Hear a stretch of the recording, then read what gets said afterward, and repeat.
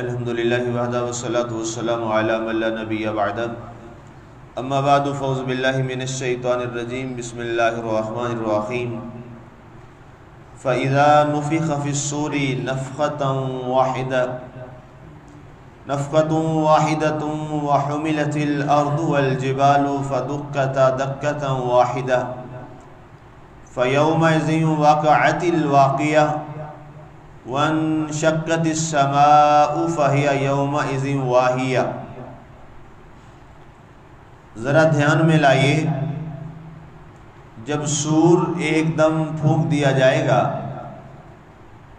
اور زمین اور پہاڑ اٹھا کر یکبارگی ریزہ ریزہ کر دیے جائیں گے، تو وہی دن ہوگا جب رونما ہو جانے والا حادثہ واقع ہو ہی جائے گا اور آسمان پھٹ پڑے گا، تو اس روز وہ بالکل ایسے برا ہوا، بودا ہوا، گرا ہوا ہو جائے گا۔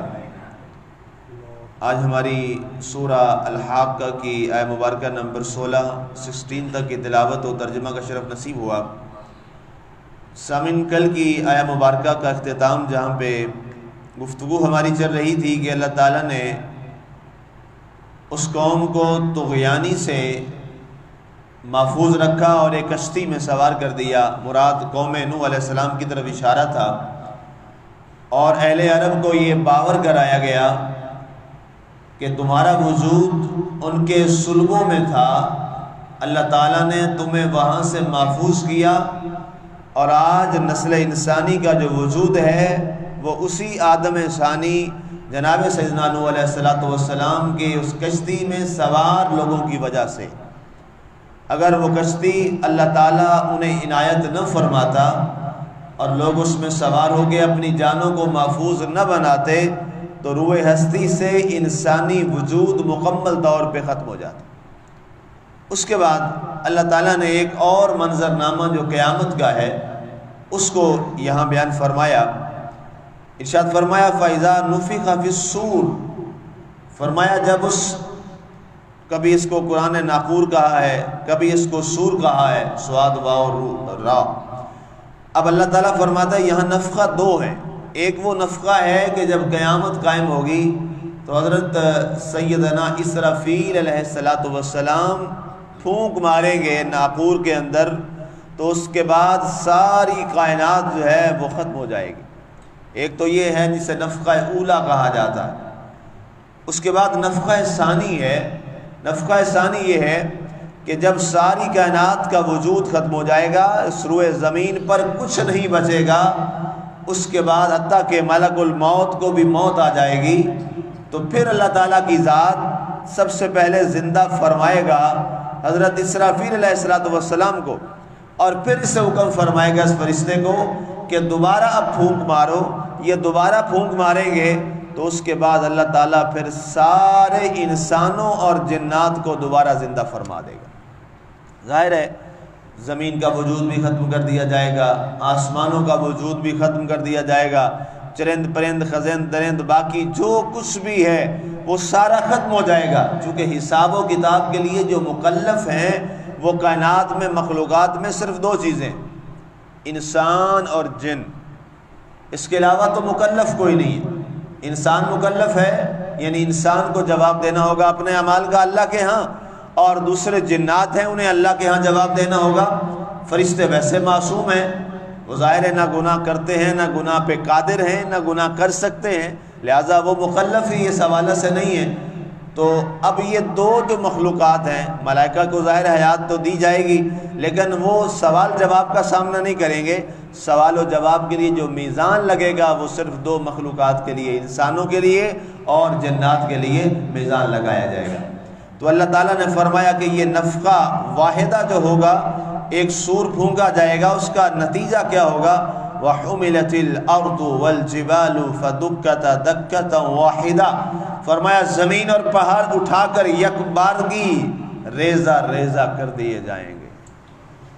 یہ نفخہ اولا کی بات ہو رہی ہے، زمین و آسمان کو اٹھایا جائے گا۔ آپ اندازہ کیجئے اس جدید ترین دور کے اندر اور سائنس کی ترقی کے اندر ابھی تک اس روئے زمین پر کوئی ایک مشینری ایسی ایجاد نہیں ہوئی جو زمین کے 1 انچ کو بھی تحت الثری تک اٹھا سکے. ابھی تک کوئی دنیا میں ایسی مشین نہیں آئی.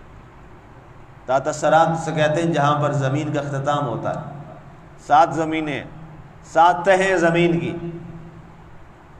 تو ایک ایسی کائنات میں کوئی پاورفل چیز نہیں آئی کہ جو زمین کے 1 انچ کو، 1 انچ کی میں بات کر رہا ہوں، اتنا سا حصہ انچ والا جہاں پہ ہم بیٹھے ہیں یہاں سے سیدھا نیچا تحت الثری تک اس کو وہ سینچ لے. ابھی تک کچھ نہیں ہے. تو وہ رب کی کیا طاقت ہے کہ جو پوری روئے زمین کو اور 7 آسمان کو ریزہ ریزہ کر دے گا. کیا طاقت ہے اس اللہ کی، کیا اس کی قبضہ قدرت کی کیا حیثیت ہے. اور ایک روایت میں یہ لکھا ہے کہ جب یہ سور پھونکا جائے گا تو زمین و آسمان چونکہ آپس میں متوازی کھڑے ہیں، نیچے زمین ہے، سامنے بالکل متوازی برابر میں آسمان ہے، تو فرمایا زمین و آسمان یوں ایسے ٹکرائیں گے. ایک یہ روایت ابھی میں پڑھ رہا تھا. اور جب یہ دونوں زمین و آسمان آپس میں زور کے ساتھ ٹکرائیں گے، 7 آسمان ہیں 7 زمینیں ہیں، تو فرمایا 7 آسمان اور 7 زمینیں ٹکرانے کے بعد ریزہ ریزہ ہو جائیں گے. یہ ٹکر اس سخت قسم کی ہوگی.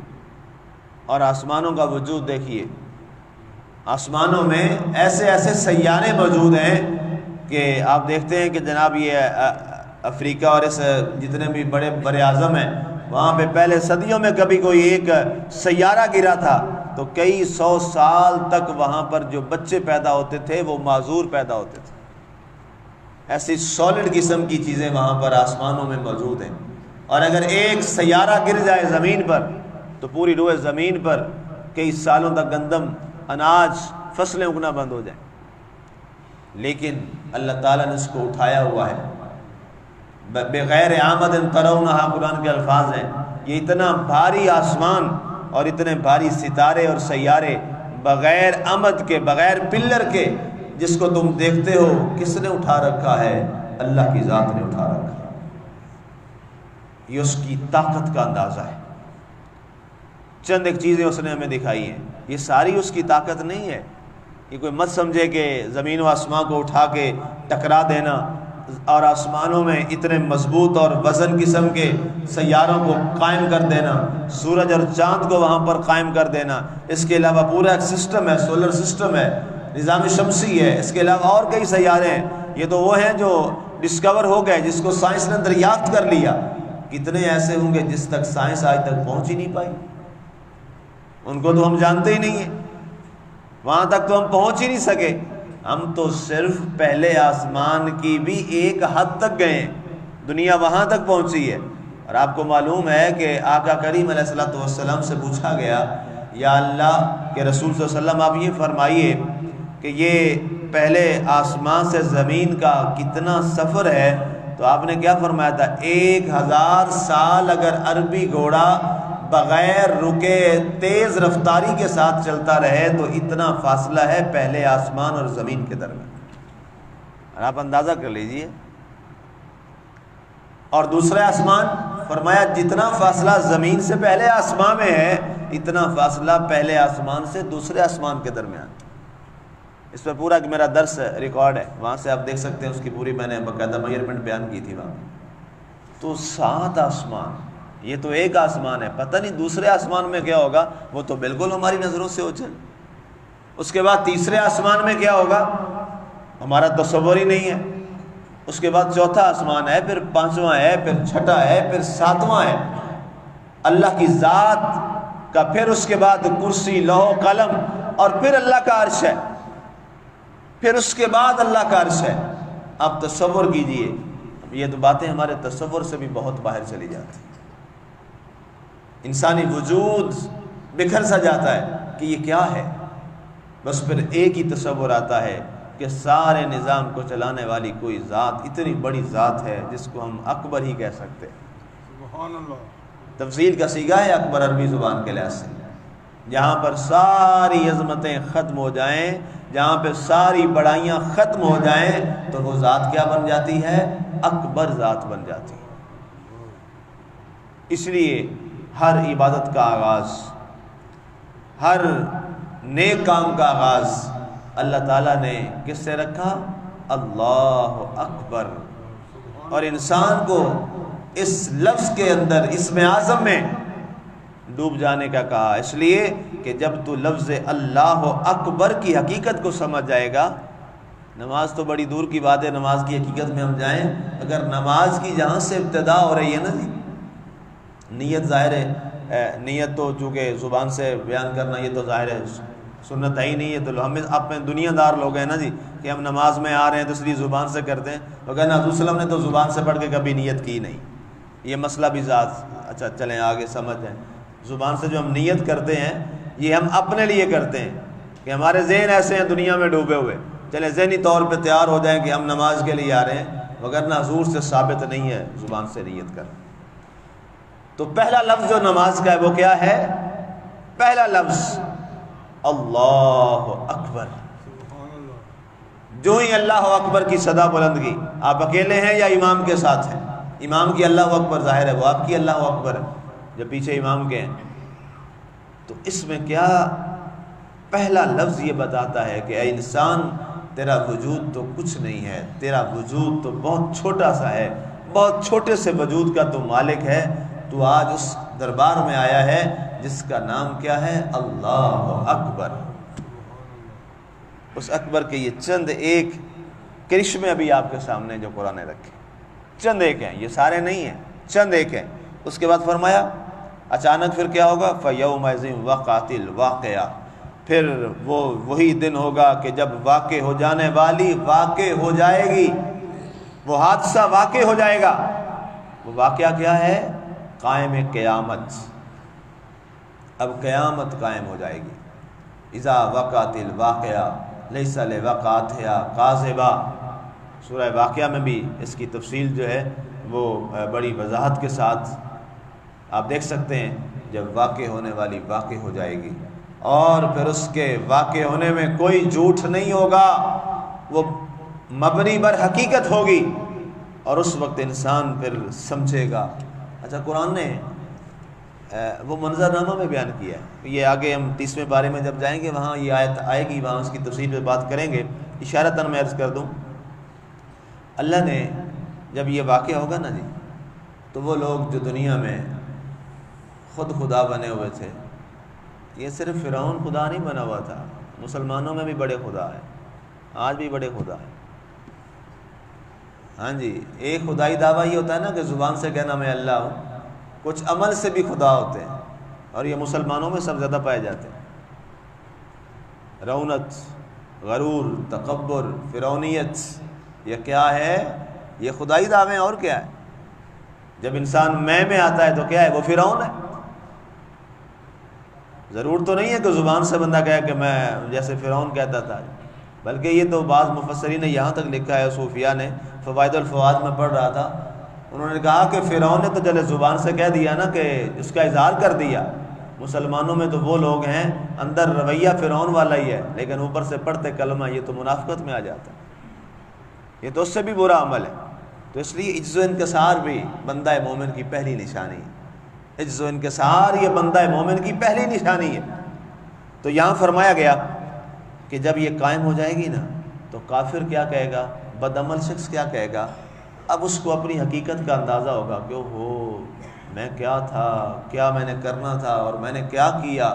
اب کہے گا یا لیتنی کنت ترابا، یا لیتنی، یہ قرآن کے الفاظ ہیں، کنت ترابا، کاش میں مرنے سے پہلے مٹی مٹی ہو گیا ہوتا، میرا وجود ہی ختم ہو گیا ہوتا، میں انسان ہی نہ ہوتا، جیسے مٹی زمین پہ ہے میں وہ زمین ہوتا، اور آج حساب و کتاب سے میری جان چھوٹ گئی ہوتی. وانشقت السماء فہی یومئذ واہیہ. اور فرمایا پھر آسمان پھٹ پڑے گا اور اس روز وہ بالکل ایسے ہر ایک کے سامنے واضح اور ظاہر ہو جائے گا اور اس کے اندر تمام چیزیں لوگوں کے سامنے آ جائیں گی. تو اللہ فرمائے گا جب آسمان پھٹا اور اس کی ہر چیز سامنے آ گئی، اے انسان اب تیرا نامہ اعمال بھی کھلنے لگا ہے اور تیرا بھی سب کچھ جو تو غیب میں کرتا تھا، ظاہر میں کرتا تھا، باطن میں کرتا تھا، اندر کچھ تھا باہر کچھ تھا، فرمایا آج سارے کا سارا اللہ تعالیٰ اور تیرے سامنے ظاہر کر دیا جائے گا۔ تو فرمایا وہ انتہائی پریشان کن دن ہوگا، اور اس دن کی ہولناکیاں اللہ کی پناہ بیان کرنے کی ہمت نہیں۔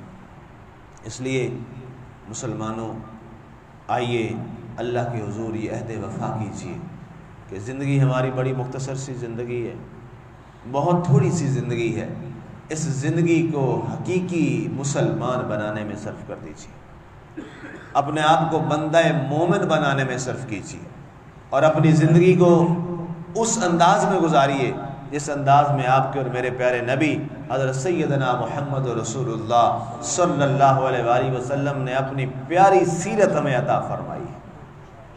ہم بڑے خوش نصیب ہیں کہ اللہ نے ہمیں آقا کریم علیہ الصلوۃ والسلام کی سیرت نصیب فرمائی ہے، اور آپ کی سیرت، آپ کی صورت، آپ کا کردار، آپ کے اعمال، اور سب سے بڑھ کر اللہ نے ہمیں یہ قرآن عطا فرمایا ہے جو کتاب ہدایت آج ہمارے سامنے موجود ہے۔ اللہ ہمیں اس سے ہدایت حاصل کرنے کی توفیق عطا فرمائے، آمین۔ وما علینا الا البلاغ المبین۔